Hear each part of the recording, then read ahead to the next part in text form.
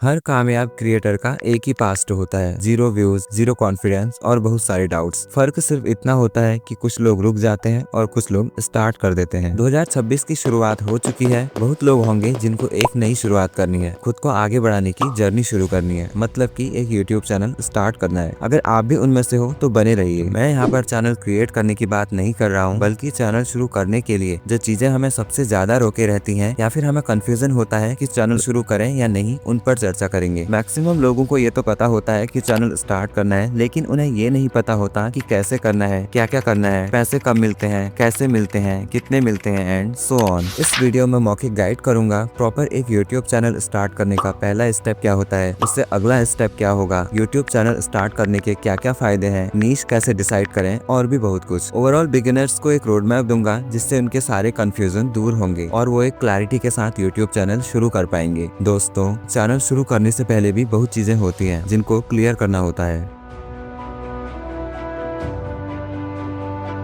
Channel शुरू करने से पहले हमें ये कंफर्म करना है यूट्यूब ही क्यों, कोई और काम क्यों नहीं। अगर ये क्लियर हो गया तो हमारा रास्ता और साफ हो जाएगा। अगर आप किसी को देखने मात्र से चैनल शुरू कर रहे हो, जैसे आपने कोई वीडियो देखी, उसमें उसने बताया कि मैंने इतना कमाया, उतना कमाया, मैंने ये लिया वो लिया वगैरह, और वहाँ से मोटिवेट होकर आपने कंटेंट क्रिएशन स्टार्ट किया, तो आप ज्यादा दिनों तक नहीं टिक पाओगे, क्योंकि समय तो यहाँ भी देना होगा, काम तो यहाँ भी करना होगा। और कोई भी काम हम तभी करते हैं या तो उसमें हमें रुचि होती है या फिर मजबूरी होती है। अब कंटेंट क्रिएशन खुद का काम है तो मजबूरी जैसा कुछ लगता नहीं। कभी किया, कभी नहीं किया, कभी मन किया तो 4-5 घंटे काम कर लिया और उसके बाद फिर दिनों दिनों तक काम ही नहीं किया। तो खुद के काम में ये सब बहुत होता है। जबकि अगर हम जॉब करते हैं तो वहाँ एक करेक्ट टाइम में पहुँचना है तो पहुँचना है, मन नहीं होगा तो भी जाना है। जॉब की जो टाइमिंग है उसको पूरा निभा के आना है। तो यूट्यूब करने के लिए भी हमें कंसिस्टेंट रहना होगा, और कंसिस्टेंट तब रह पाएंगे जब हमें इस काम में थोड़ा सा भी इंटरेस्ट होगा। जब मैंने अपनी पहली वीडियो यूट्यूब पर डाली थी, मुझे अभी भी याद है, मैंने फोन से वीडियो बना के गाना गाया और as it is video YouTube पर डाल दी। मुझे नहीं पता था कि वॉइस ओवर भी कोई चीज होती है, एडिटिंग जैसा भी कुछ होता है। मुझे पता चला कि यूट्यूब से पैसे मिलते हैं, तो ये मुझे बहुत अच्छा लगा। मैंने सोचा गाना ठीक ठाक गा लेता हूँ, वीडियो बनाऊंगा और यूट्यूब पर डाल दूंगा, लोग मुझे देखेंगे, मेरे व्यूज आएंगे और मुझे पैसे मिलेंगे। पर समय के साथ साथ पता चला कि यहाँ भी मेहनत करनी पड़ती है, यहाँ भी मन लगाना पड़ता है। मेरे हिसाब से जो अदर काम के साथ साथ यूट्यूब करते हैं, उनको मिनिमम 2-2.5 घंटे तो रोज देना चाहिए यूट्यूब को। अगर वीडियो का काम करने में 1 घंटे में ही बोर हो जा रहे हैं तो ग्रो करना कठिन है, क्योंकि कभी कभी चैनल ग्रो करके मोनेटाइज करने में महीने इवन साल लग जाता है। तो हमें खुद से पूछना है, क्या मैं बिना पैसे मिले इसमें महीनों तक काम कर सकता हूँ? इतना क्लियर करने के बाद अब हम यूट्यूब चैनल शुरू करने के फायदे जान लेते हैं।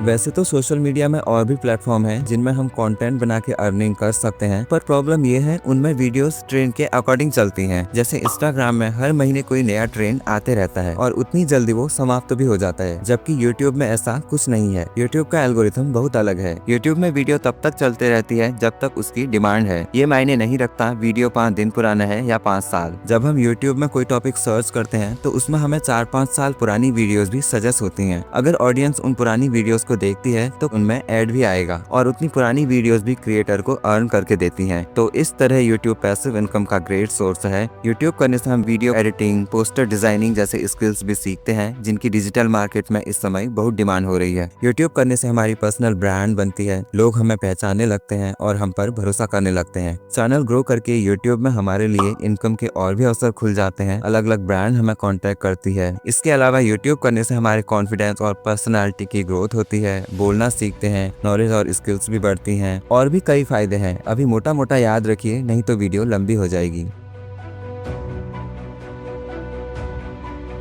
इतना हमने कंफर्म कर लिया कि सोशल मीडिया में कहीं न कहीं हमें इंटरेस्ट है। 2-2.5 घंटे तक बिना बोर हुए काम कर सकते हैं। अगला काम होता है सोशल मीडिया को एक्सप्लोर करना। अब हमें ये देखना है कि सोशल मीडिया में क्या चल रहा है, किस तरह से क्रिएटर्स कंटेंट बना रहे हैं, किस तरह से एडिटिंग कर रहे हैं, किस तरह से बोल रहे हैं, किस टाइप की वीडियोस अच्छा परफॉर्म कर रही हैं। ओवरऑल ज्यादा से ज्यादा कंटेंट कंज्यूम करना है। कहते हैं ना कि बोलने से ज्यादा सुनने से ज्ञान मिलता है। तो देखिए और जेन्युइन क्रिएटर्स को गौर करो कि वो कैसे काम कर रहे हैं। साथ ही ये भी देखना है कि कौन सा ऐप या सॉफ्टवेयर एडिटिंग के लिए बेस्ट है, कौन सा वॉइस के लिए बेस्ट है। एनालिसिस करना है कि कौन सा ऐप या सॉफ्टवेयर आप यूज करने वाले हैं। इतना निष्कर्ष निकालने के बाद जो भी ऐप आपने फाइनल किया उस ऐप में एडिटिंग के बेसिक्स भी सीखने हैं, लाइक सिंपल कट्स लगाना, ट्रांजिशन लगाना, बेसिक की फ्रेमिंग सीखना। इसके लिए आप मेरी की फ्रेमिंग वाली वीडियो देख सकते हो। सिर्फ इतना ही नहीं, अगर आप पूरी तरह से बिगिनर हो तो यूट्यूब के बारे में भी नॉलेज गेन कीजिए, जैसे यूट्यूब एल्गोरिथम के बारे में, यूट्यूब में अर्निंग करने के लिए क्या क्राइटेरिया है, इनकम कैसे हमारे बैंक अकाउंट तक आती है, थंबनेल, टाइटल, डिस्क्रिप्शन में क्या लिखना होता है, टैग्स कैसे लगाए जाते हैं, इस टाइप से। फिर आता है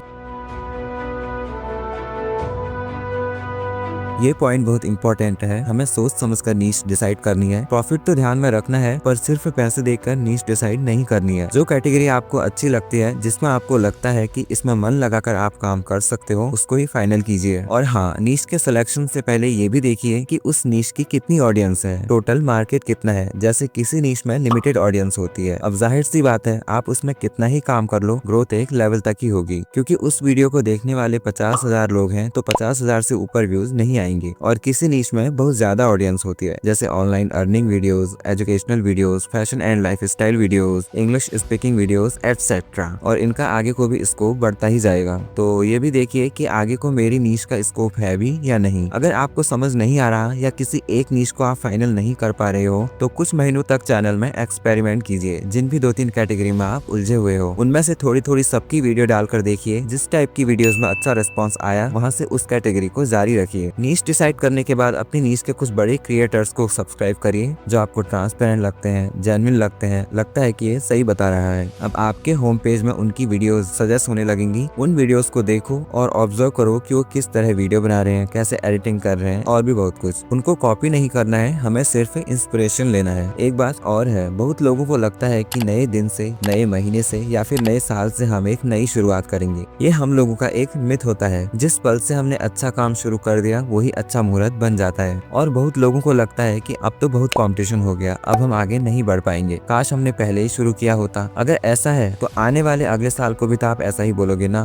कि काश मैंने पिछले साल ही शुरू किया होता, थोड़े बहुत सब्सक्राइबर्स तो होते। एक बात याद दिलाऊं, आज की डेट में जो बड़े क्रिएटर्स हैं उन्होंने भी तो जीरो से ही शुरुआत की होगी ना। ऐसा तो नहीं है कि उनको किसी ने बना बनाया चैनल दे दिया। आज कंपटीशन ज्यादा है तो वीडियो को देखने वाले लोग भी तो ज्यादा है। तो ये सब आलस है, अगर शुरू करने वाले हो तो तैयारी करिए। अब फाइनली अगला स्टेप आता है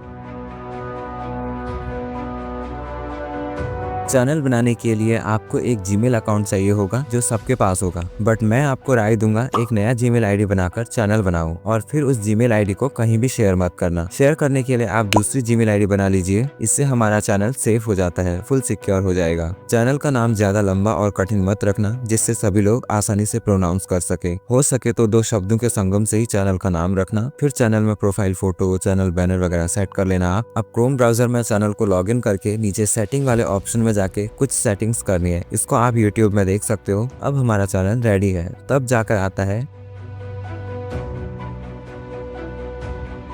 अब हम वीडियो अपलोड करना स्टार्ट कर सकते हैं। यहीं से हमारी YouTube की जर्नी शुरू होगी, यहीं से हमें अनुभव मिलेंगे। स्टार्टिंग की वीडियो सबकी खराब ही बनती है, फिर वहां से हम धीरे धीरे सीखते हैं। जब मैंने पहला चैनल बनाया था तो मुझे टाइटल लिखना, डिस्क्रिप्शन लिखना, थंबनेल बनाना, उसको लगाना कुछ भी नहीं आता था। ये सब कुछ मैंने गलतियां करके धीरे धीरे ही सीखा है। मुझे उम्मीद है आपको समझ आया होगा। अब भेंट होगी अगली वीडियो में।